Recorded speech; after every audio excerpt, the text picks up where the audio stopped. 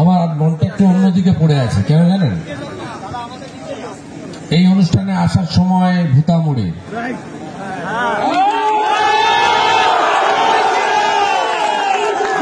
গাড়ি ভেঙেছে, প্রায় 15 ইঞ্জুর হয়েছে, হসপিটালে অনেকে আছে। আস্তে আস্তে আমার উপর ছেড়ে দেন, আমরা ছেড়ে দেন আমার উপর। আমি আপনাকে বলছি আমার মনটা ওদিকে পড়ে আছে, লোকগুলো ট্রিটমেন্ট শুরু হয়েছে। আমি এখান থেকে ব্যারাকপুর খড়দার একটি প্রোগ্রামে যাব, দলীয় কর্মসূচিতে। আমি ফিরে আসছি রাত্রে আসছি। আর আমি এখানে পবিত্র ভাই বা অন্য যারা আছেন সবাইকে বলে গেছি এফআইআরটা করতে। আমরা আইন মানা লোক। এই কর্মসূচি তো রাজনৈতিক কর্মসূচি নয়, আর এটা নতুন হচ্ছে না। টাউন ক্লাব বরাবর এই কর্মসূচি করে। আমি তো কদিন আগে কালী পুজোতে এসেছি। অর্থাৎ যে জেহাদিরা ভূতার মোড়ে এটা করেছে তাদের গ্রেফতার করতে হবে, পরিষ্কার। গ্রেফতার না করলে শুভেন্দু অধিকারী 11 সালের আগেও মানুষকে নিয়ে আন্দোলন করেছিল। শুভেন্দু অধিকারী মানুষকে নিয়ে আন্দোলন করতে জানে। যাক, আজকে আমি জানেন আপনারা রাজনৈতিক আমার যে পথ মত ছিল সেইটা আমি পরিবর্তন করেছি। আমি এখানে রাজনৈতিক ঠিক তো করেছি, নইলে এত মানুষ আসবে কেন? আমি এখানে রাজনীতির কথা বলবো না। টাউন ক্লাবের ছেলেদের সঙ্গে আমার অনেক দিনের সম্পর্ক। কালী পুজোয় কদিন আগেই এসেছি। এটা হচ্ছে শক্তির আরাধনা।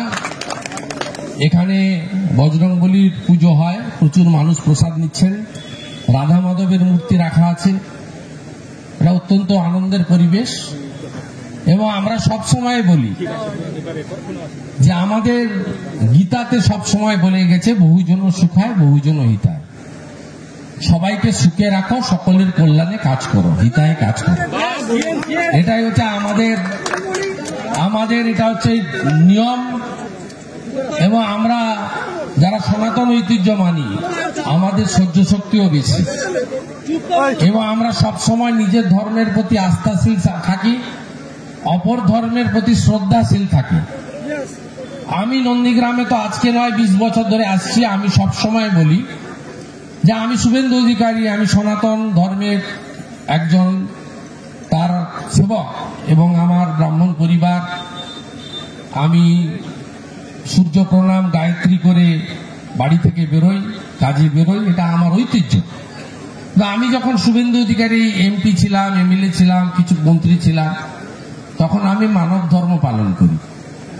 তখন গরিব মানুষ, অসুস্থ মানুষ, তখন বেকার।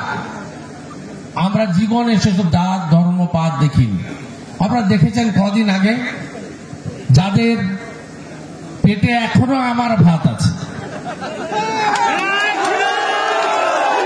ছবিতে গালি দিচ্ছে, ওদের অপরাধ নেই। ওই তোলাবাজ ভাইপোর অফিস থেকে বলছে এগুলো কর আর ছবি পাঠা। আমি ওদের বলে দিই ভোটের দিন আমি প্রমাণ করে দেবো আমি নন্দীগ্রামের মানুষের কাছে আছি কিনা, প্রমাণ করে দেবো। সব করে লাভ নেই। আমার কয়েকটা লোক এখানে ধর্ম করতে এসেছিল, তারা বিজেপি কি তৃণমূল কি সিপিএম কি কংগ্রেস আমি জানি না, তারা ধর্ম করতে এসেছিল, তারা আক্রান্ত হয়েছে। এই আক্রমণ আমরা মেনে নেব না। আমাদের ভারতবর্ষের যে ঐতিহ্য, নানা ভাষা নানা মত নানা পরিধান, বিবিধের মাঝে দেখো মিলন মহান, এই ঐতিহ্য আমরা পালন নিশ্চয়ই করব। তার মানে আমাদের দুর্বল ভেবে নেওয়ার কোনো কারণ নাই।